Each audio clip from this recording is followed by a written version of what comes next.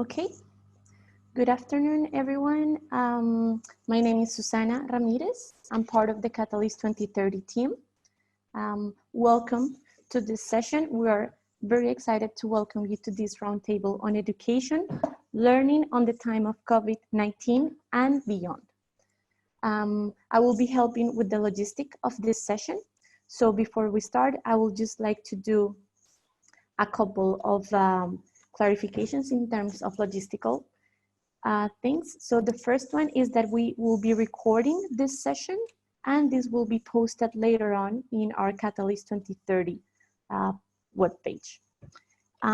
Additionally to this, please feel free to use the chat box if you have any question. We will be taking this regularly. And also at the end of this session, we will be sending you a feedback form, so you can just give us some feedback on how this roundtable was for you. So said this, I'll pass over to Colin, and once again, welcome to this session. Hey everybody, great to see you. I can see some familiar faces from around the world, I know. It's great to be here in these challenging times. I imagine most of us are in some sort of lockdown or other, hopefully coming out of that, and there's light at the end of your respective tunnels. My name's Colin McElwin. I'm the co-founder of World Reader, but I'm also one of the founding members, along with many here, of Catalyst. And Susanna, if you just want to share a couple of slides there. So if you're not from Catalyst, just to give you 30 seconds insight into who we are and what we're about. I'm not going to read to you the words on the screen. I refuse to do that. Just to say that we're a motley crew of, it's not a homogeneous group, it's very heterogeneous of entrepreneurs, funders, and people from civil society and corporates as well, with one underlying passion, sustainable development goals. How can we accelerate our progress towards achieving the sustainable development goals? And a big part of that is, we all know it, we're all dependent on funders and funding. How can we change the hearts and minds of funders to think not in a short-term way, but to think in a more longer-term system change way? And one of the things, next slide, Suzanne, is we put together a campaign. This is actually the part of that campaign. The first part was a few weeks ago when we surfaced as a group relevant issues. We want to, in this part of the campaign, go deep on those. So this is the education session that we've deliberately called the learning in a time of COVID. And the third part of this campaign will be in a few weeks' time, just to note early on, when we'll be thinking about COVID, post-COVID, and policy decisions coming out of that. So if any this session, their text that they'd be interested in the next session, and we'll talk about the dates for that around policy, let us know during the session. Yep, you can drop those slides now. So those three parts, what we're going to do is three parts. There's a kind of a part of it that's divergent thinking. That's brainstorming, and that's what we're going to do today. We're going to be thinking about COVID and post-COVID and the transition. And remember, that's not as we all know, just turning a button. It's not going to happen overnight, and neither is it going to be the end. We're going to have cyclical bouts of this. We can see this is going forward for many years. What we want to do is to brainstorm today, and we're going to very quickly put you into some breakout rooms so we can go really, really deep on ready-made solutions for COVID, or solutions, if I say, that are not far away. What's out there? It's not just about talking about our own solutions, which World Reader, you know, we do mobile phones, all sorts of phones. We get to millions of people every month with local books in Sub-Saharan Africa or India or other parts of the world. And we get lots of data back. That's a small part of any solution during COVID and post. What we want to do today is go deep, divergent, creative thinking with each of you about what solutions are out there your own and beyond your own. And to do that, we've got, you're all experts in this room. I can see that. I recognize many of the names. We've got 3 or 4 experts with us today. They're going to be the moderators for those breakout rooms. So you'll be in good hands to take you through this, and so that we can extract at the end of the breakout session something meaningful that we can come back together. So I think we've got 28 participants.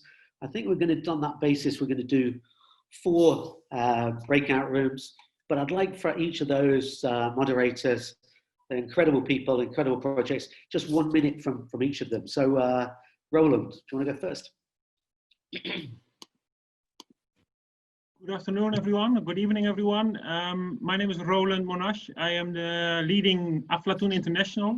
Aflatun, we provide life skills and financial education, empowering children to take control of their lives. We do that through a curriculum for in and out of school youth, and we do that through an innovative social franchise model, working with over 300 partners in over 100 countries. And I'm really looking forward to have this discussion with you today, and looking forward to have you in my group. Vishal. Thank you, Colin. Hello, everyone. My name is Vishal. I'm the co-founder at Dream, also a founding member of Catalyst 2030. Dream works with children and young people from marginalized communities in India and Kenya, focused on developing their life skills and social emotional learning competencies. We work with about 7 state governments across India, reaching out to about 3 million kids. Thank you. That's great. Abhinav? Yeah, hi, my name is Abhinav. Thank you very much for having me, and very good evening to all of you. I'm a founder of a foundation called the Million Sparks Foundation. We focus on enabling the lifelong learning and capacity building of teachers. We work with around 5 state governments in India, and we have around 300,000 teachers on our platform, and about 15 million children are impacted by them year on year. So that's what we do. Looking forward to the breakout sessions and learning from each one of you. Thanks. Thanks so much. And Rana, I see you just got on. Good to see you. Good to see you. Good morning and good evening, everybody. My name is Rana Dajani. I'm from Jordan. I'm a professor of molecular biology, but at the same time, I'm a social entrepreneur Ashoka Fellow. I'm the founder and director of We Love Reading. It's a nonprofit organization that started in Jordan, has spread to 55 countries. And what we do, we change mindsets through reading to create change makers by training local volunteers to read aloud to the children in their neighborhood in their native language in a public space, so that they themselves become social entrepreneurs as well. I'm very excited to meet all of you and to learn and share together going forward so that we can make a difference in this world. Thanks so much, Rana. Anybody got any questions before we go? I know we're going pretty rapidly. We like to keep that rhythm. No hands up. Great, Susanna. So I think what we're going to do is going to do 4 groups, and we're looking at 20, 25 minutes breakout. If we need more, just signal up. And but Suzanne's going to just send us our own ways automatically, I believe. Yes, so thank you, Colin. I will automatically assign most of you to the breakout rooms. The ones that will stay in this main room, I will assign you in a second. So please have a little patience. So see you in a moment. Yeah, if we weren't already in kind of complex worlds, we kind of made it slightly more complex by changing the breakout rooms a little bit around. So I hope you found your respective discussions useful. What I'd suggest is we do a really quick readout, 1 member per group, about the highlights. And if we can couch it in, this is one of the things when we came to planning this, there's kind of 3 elements. There's the kind of target of our solution or the solutions, doesn't have to be ours. So it's children, is it the caregivers, is it whatever. And it's the content of that. Is it about reading? Is it 21st century skills? Is it mental health? Is it well-being? And then the 3rd bucket, I would say, is about distribution, because what we want to do is to be able to take solutions and write them up that are ready to go to policymakers. They have evidence, they have evidence about their working, the impact, and that they can scale and be replicated. So maybe group number one, 2 minutes on highlights.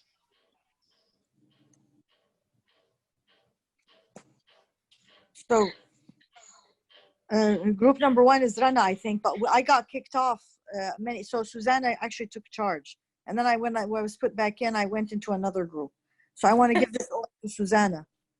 Yeah, thank you, Rana. So basically, we had a very good discussion internally. Actually, I would like to give the word to Mary Helen. She was helping us as well with all the internal discussions since I needed to jump back and modify some technical stuff. So Helen, if you want to, Mary Helen. So I will try to synthesize as best as possible. I think majority of all the solutions that we talked about were targeted at children specifically, and how to build an ecosystem around the children to facilitate well-being and learning. In terms of the solutions, we talked about, I think and my group members should really chime in because I was trying to take as many notes amongst some internet issues myself. But I think majority was focused on early childhood education, and more academic learning focused. And we talked about a couple of different distribution methods. So television being one. So Sesame Workshop in South Africa, as well as in India, has television. We talked about using Facebook as a platform for dissemination. So Facebook uses less data, and Facebook itself is free. So that was seen as a good learning material. And then we also touched on the use of recycled materials that can be easily found at home as learning materials for students as they move forward. From my group, was there anything else that I missed?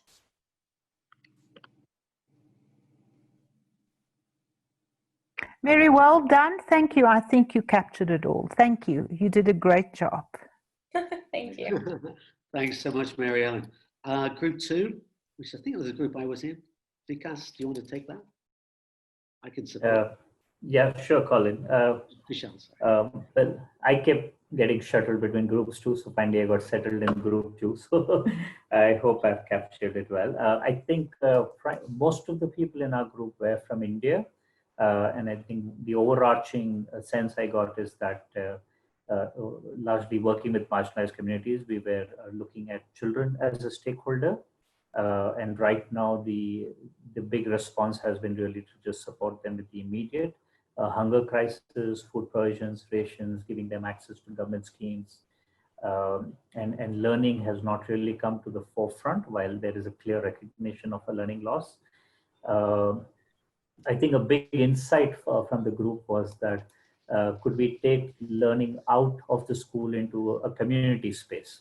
So either we build community leadership or we use our local community volunteers.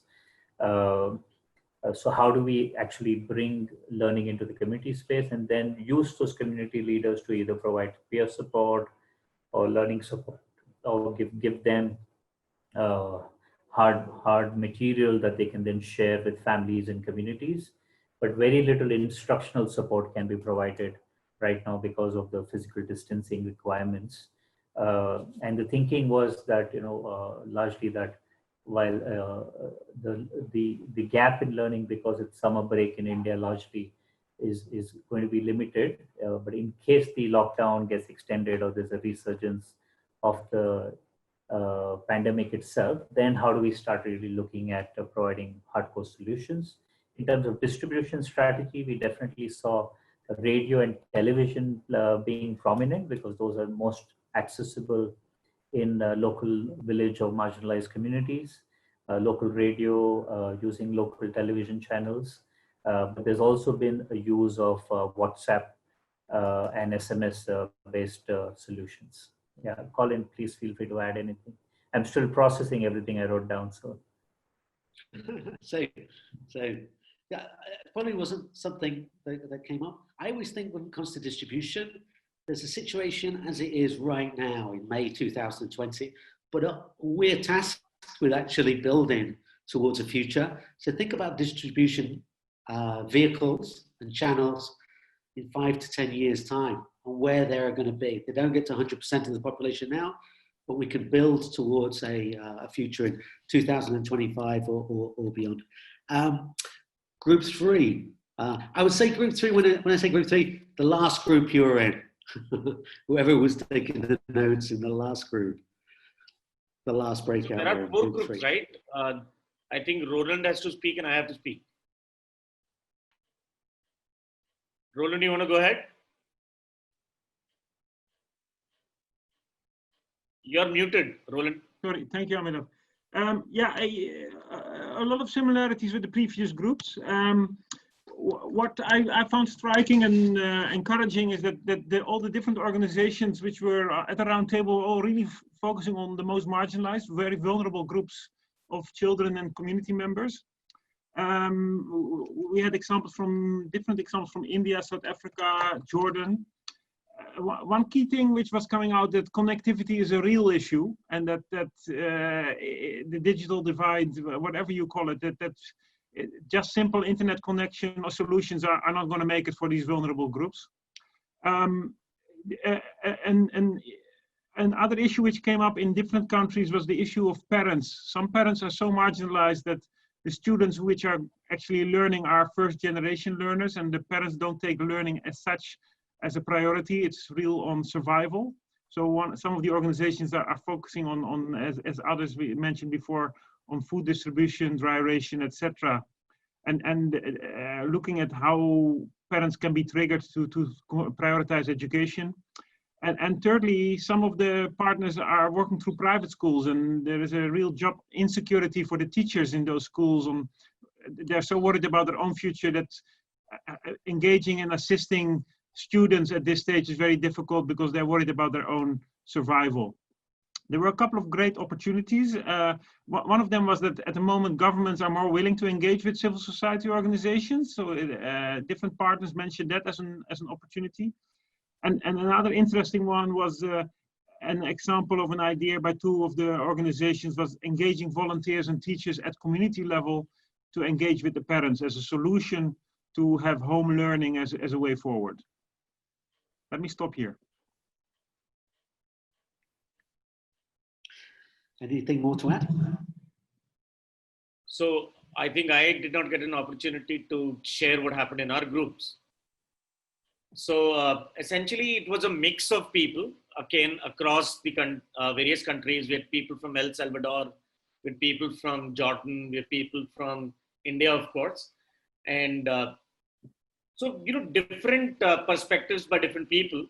So, there was an interesting bucketing that, depending upon the age groups of the marginalized people, there are different approaches which work, which don't work. So, there was an organization which was working with youth.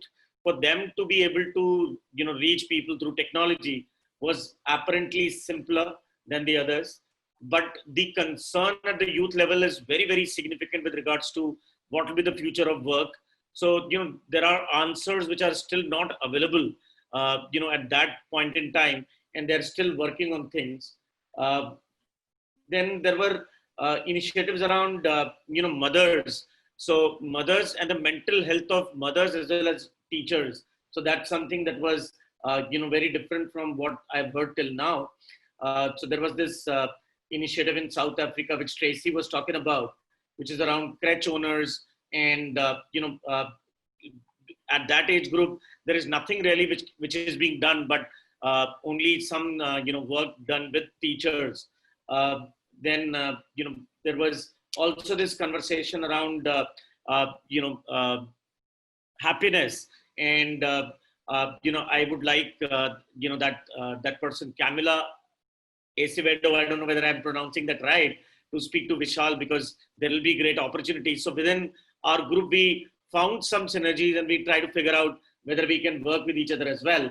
So, there was, of course, George from India. He was talking about, impacting a very, very large number of people in very marginalized areas, and, largely focused on WhatsApp. But, what was not very clear is whether you were getting feedback back, whether the learning has actually happened, or is it just being delivered on one side. There was some feedback given that there is an attempt being made to figure out whether that learning which has been imparted through these digital channels is making the impact, but I did not feel very comfortable with that. And I think more or less what was clear was that the digital divide is real. It's very, very real. And there will have to be concerted effort done to ensure that that digital divide is bridged as we move along. I think that's broadly what I have to share. And I thank each one of the people in my group to really, sharing in details the work that they're doing and the impact that they're making. That's wonderful. That's wonderful. Thank you for that. Thank you, all of you.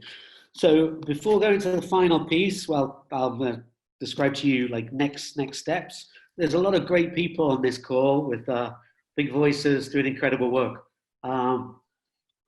Anybody want to launch in any message that you didn't feel coming across in how we've summarized this, didn't come across sufficiently or sufficiently clearly? Speak now. Colin, Erica here.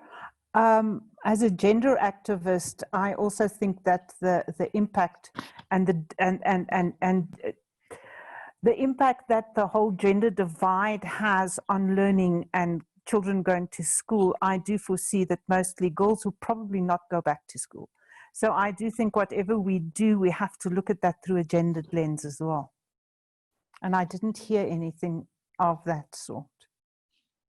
Well said. Well said. Well said. Anybody else? I think in our group, we also discussed that how parents are going to become critical stakeholders in the process as the sort of lockdown is extended. And I think just responding to Erica, we did discuss in our group that how girls are going to be most affected and impacted by this. So how do we sort of start building certain reintegration strategies from now on? Thinking also of offline mediums like IVRS and SMSs to sort of reach out to parents more directly is something that was discussed in our group as well. What's that? And Naya, I hear you, sorry. But as I said, my other passion is not leaving the boys behind. Yeah, we're glad to hear that. Anybody else around the world?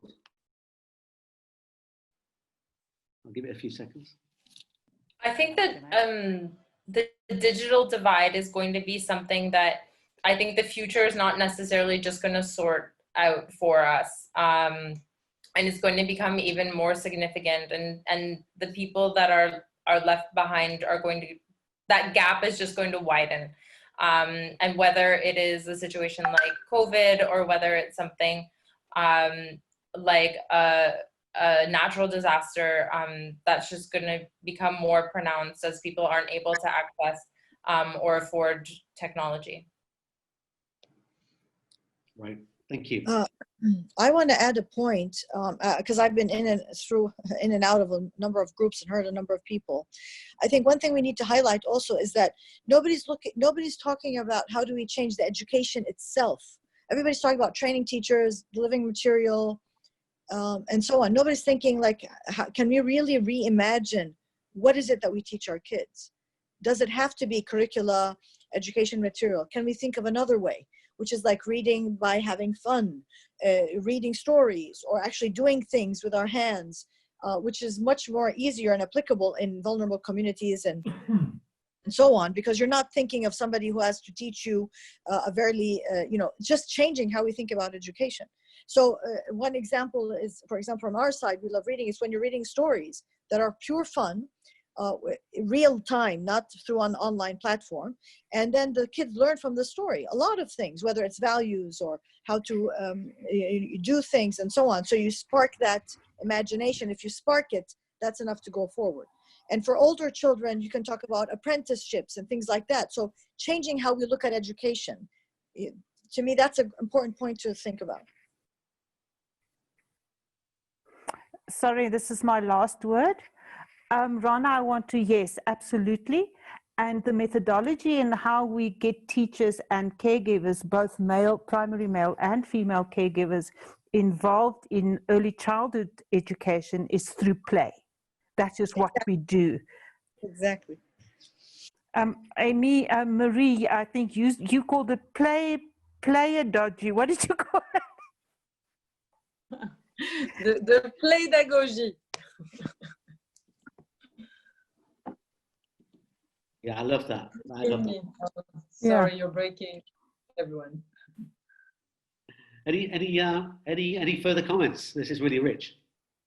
Yeah, can I come in? Bridge here. I fully agree with Rana. Fully. Okay. I was just going to put on a sort of a government decision maker's hat listening into this conversation. And what would I be thinking? Okay. Great ideas, great work. I don't know how I'm going to take some of these fantastic insights into a policy decision. How do I separate out which are the ones that I'm going to take tomorrow and maybe a year down the line, and what will I do with it? So I think that's the challenge for catalysts, really, is we're going to have to simplify it in terms of the inputs that we finally give. Which are the ideas that, like I think Colin, you said earlier, that are ready for in the government's thinking. And I wouldn't only say the government. I think the corporations are also not off the hook on this. There are a lot of things that they could be doing that they're just not doing, which are very, very simple. And I think we need to start a little bit as a voice saying, okay, corporations at least do this much. And trying to get them to feel the pinch a little bit on things that they could be doing, but they're not doing. And, I could, in our own work, we've tried to do that a little bit. For example, get all of the Netflixes and Amazons and Hotstars of the world to add subtitles in the same language on all their content. Right now, that's a very simple ask, but they're not really responding to that. And I've tried to reach them directly, right?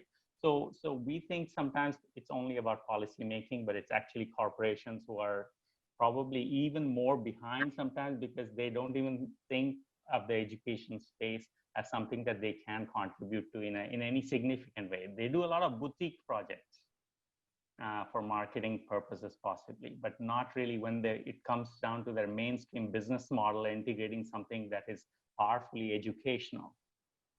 They're not interested in touching their business model at all, right? So can we have, as a voice, start picking out some simple key inputs that we can provide to both these big entities? Well, I think that's a really good way to get into the next 2 minutes. So I'll finish this session and give you 5 minutes of your lives back. That's always a good thing. That's exactly what we want to do. Is actually, you've given us so much raw material, but at the end of this process, that we do want to have policy ready, if you like, proposals that policymakers can recognize. And I think I was on one of the breakout sessions, maybe it was you, Bridge, that said, if you don't have evidence in there, forget it. So there is a lot of creativity here.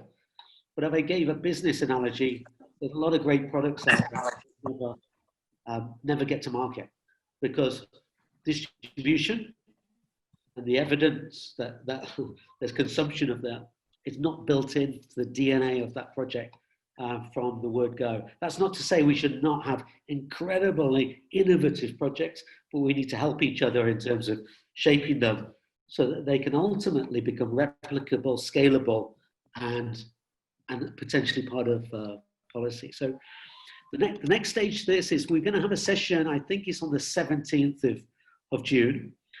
But between now and then, a core group, and I would say all of you are welcome to be part of that core group. There's 5 of us at the moment. Whoever wants to sign up to this is because we're going to take that raw material and shape it into something that we can come together on the 17th and say, this is what surfaced. This is what surfaced that we think can actually go through this pipeline and become potentially replicable, potentially part of policy, and have a much more of a convergent debate at that session. I think I would say, to be self-critical, and I do this all the time, it comes up, I think we're very good on selling or communicating what we do, but it is really, really valuable to see across the room and across the world, incredibly valuable work that may not be around this table right now, that should be around this table right now, that fits that criteria of replicability and respect from policymakers. So if you're interested in being part of that core group, reach out to myself or Catalyst. I mean, I think if everyone's got your respected Catalyst contact. We'll put that group together, and we're going to have some hard work on bringing, if you like, the raw material down to something meaningful. Similarly, if there's voices or there's things that you haven't said here yet, but you want to be, you want that voice or message to be heard, include that on your messages to Catalyst, and we'll put this together. And we'll find a date between now and the 17th of June to workshop this, to bring it down to something that's more presentable at the end of the day to potential policymakers. So I'm going to leave it at that. We're 8 minutes early. How about that? So that's always a good thing, rather than 8 minutes late. Colin? Yeah, Eddie. Yeah, go ahead. Me, Susanna. So thank you. We actually want to do a quick survey to see when will be more suitable for all of us to meet in the 17 or 18 of June. So I'll just put it right now. Please, you will see it in your screen, and just please vote, because we will love to have you as well joining this session. So you should be seeing this in your screen. Just select the option that fits you better. I don't. I'm receiving them. Yes, perfect.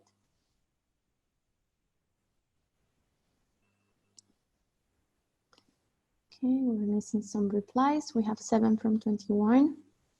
Let's keep voting.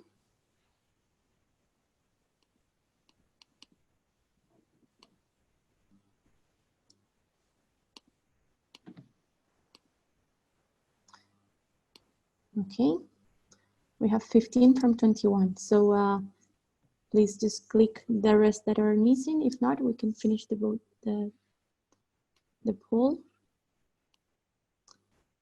Okay, let me show the results. So right now we have 2 possible options for the next meeting on June 17th at 3 p.m. or 5 p.m. So we will be coming back to you all with the final invitation. And actually for the core group, if there's anybody that is interested, I would really appreciate if you could maybe in this same chat, write your name and your email address, so we could like schedule this follow-up session with the people that is interested. Thank you.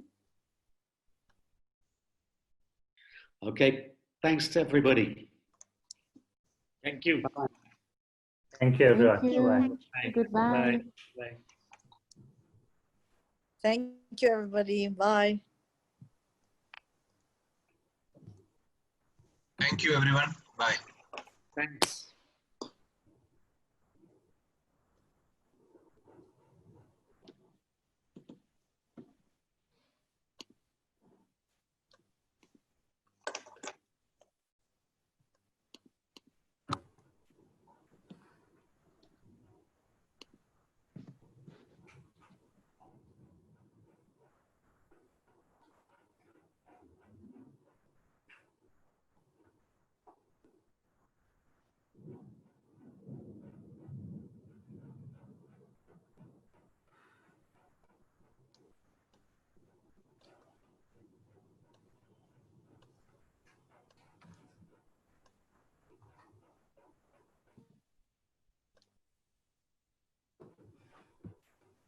Okay, thank you, everyone. Bye-bye. Have a good day, evening.